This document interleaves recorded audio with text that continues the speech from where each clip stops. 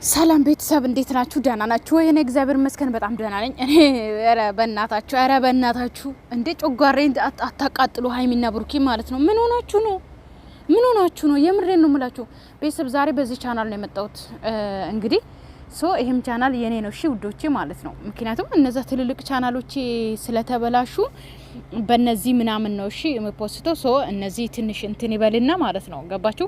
ቢያንስ ሞኔታይዝ ከሆነ እነዛ እንኳን 3 ወር ምናምን ቀጠሮ ሲይዝ ድረስ እነዚህ ሞኒ ካረኩኝ ቢያንስ እጽናናበታለሁ። እና ዛሬ በዚህ መጥቻለሁ። ልንገራችሁ በዚህ አጋጣሚ ማለት ነው። እኔ በጣም እንትን ያለኝ ገባችሁ አይደለ? እኔ ምለው ቆይ ሀይሚና ብሩኬ ግን ምን አስብ ምን ሆናችሁ ነው? ቆይ እኔ ምለው ማለት ነው እናንተ እኮ ከኛ በላይ ታስባላችሁ። ልጅ አይደላችሁም። ልጅ ሆናችሁ ከኛ በላይ የምታስቡ ሰዎች ናችሁ ብዬ በጣም እኮ ሙሉ ፐርሰንት በቃ ተማምኜ የማውራ ሰዎች እኮ ናችሁ። ቆይ ምን ሆናችሁ ነው? ጨረሳችሁ? ዲኤንኤ ብዙ አለ ቤተሰብ ይላችሁ ብዙ አይነቶች አሉ።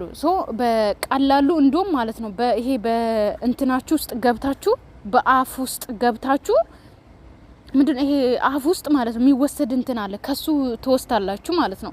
ሲቀጥል ደግሞ እኔ ያልገባኝ ነገር ማለት ነው ፕሮሰሱን ራሱ በስነ ስርዓት አልጀመራችሁም። በቃ አንዴ ጀመራችሁት እምቢ ራሱ ብትል ጥላችሁ ወደ አዲስ አበባ መሄድ ነበረባችሁ። ነገር ግን እሺ ብላ እናንተ ደግሞ ለምናችሁ ማለት ነው። ለዛው ኦኬ እሺ ብላ ማለት ነው። ገባችሁ አይደለ? ዲኤንኤ ያስመረመራችሁ ኦኬ ሄዳችሁ ሲቀጥል ለአባትየው መታወቂያው ምናምን ኦኬ ሊኖር ይችላል ብዬ አሰብኩኝ። ህፃንየው ደግሞ 2 ጉርት ፎቶ ብሩኬም 2 ጉርት ፎቶ ያስፈልጋል። ሌላኛው እሱ ፕሮሰሱን እናንተ ጨርሳችሁ ሊሆን ይችላል ወይም ደግሞ ለኛ ማሳወቅ ማለት ቀጥታ ሁሉንም ፕሮሰስ ለኛ መናገር አልፈለጋችሁም ሊሆን ይችላል ብዬ አሰብኩት።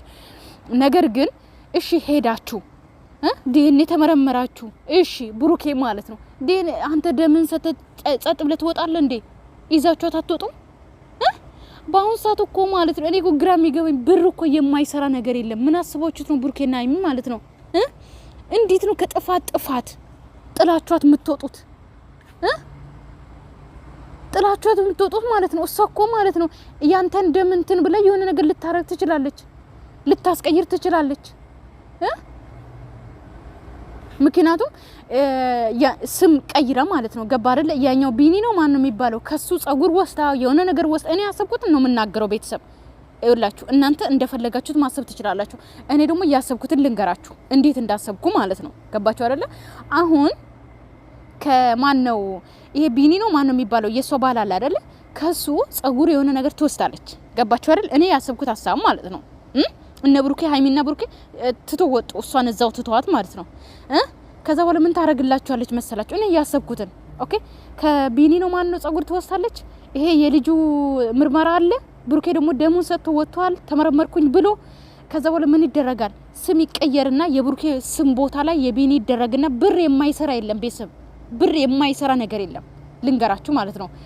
ከዛ የዛኛው ሰውዬና ይሄ ባልየው ማለት ነው የልጁ አባት ከዛ የልጁ አባት የልጁ ስም ይደረጋል። የልጁ አባት ደም ይወሰዳል ወይም ደግሞ ጸጉር። ነገር ግን እዛ ስሙ ጋር ደግሞ የብሩኬ ስም ነው ያለው። ነገር ግን የዛኛው ደም ነው የሚወሰደው። ከዛስ 99% አባት ነው ተብሎ ዲኤንኤ ይመጣል ማለት ነው። ገባችሁ አይደለ? የብሩኬ ይቀይራል።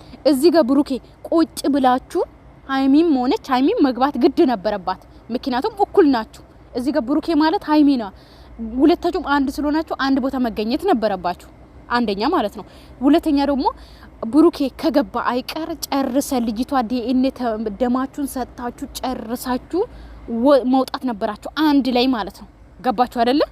አንድ ላይ ጨርሳችሁ ደማችሁ ይሄዳል አይደል? ይወሰድ የለ ከዛ በኋላ መውጣት ነበር። ምን አስቸኩላችሁ? ልጅ ጮሆ ነው ሀይሚና ብሩኬ። ቆይ እናንተ ልጃችሁ ጮሆ ነው ወይስ ምንድነው አስቸኩላችሁ እየሮጣችሁ የወጣችሁት? ልጅቷ ሳትወጣ ማለት ነው። እንደ ጨርሳችሁ እኮ አንድ ላይ ነው መውጣት ያለባችሁ። እሷ ደም እየሰጣች እናንተ ወጣችሁ። ከዛስ ሌላ ስቃይ ደግሞ ነገ ደግሞ ዲኤንኤ ትክክል ነው ተብሎ ድጋሚ ምርመራ እናድርግ ተብሎ ሌላ ነገር ሊፈጠር ማለት ነው።